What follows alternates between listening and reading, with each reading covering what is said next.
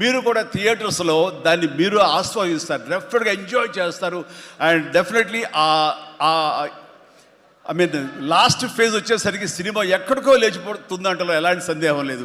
And ఆ రకంగా ఈ సినిమాకి తన వంతు పార్ట్గా, తన వంతు బాధ్యతగా తను ఒప్పుకున్నందుకు, మేము అడిగినందుకు తను ఒప్పుకున్నందుకు, ఈ సినిమాకి పూర్తి స్థాయి న్యాయం చేసి ఈ సినిమా మరో లెవెల్కి చేరుకోవడానికి దోహదపడిన వెంకటేష్కి మనస్ఫూర్తిగా సభాముఖంగా నా ధన్యవాదాలు చెప్తాను.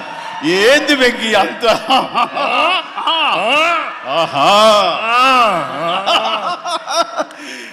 ఇదే సరదా.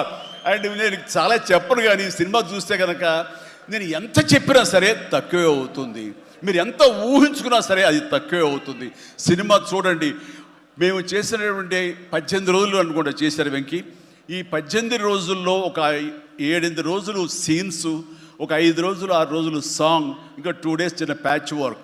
ఈ రోజుల్లో ప్రతిదీ ఎంత అంటే ఇంకా ఎంజాయ్ చేశాను. ఇది షూటింగ్ చేసినట్టు అనిపించట్లేదు. ప్రతి సినిమా ఇలాగే ఉంటే ఎంత బాగుంటుందా అని అనిపిస్తుంది నాకు.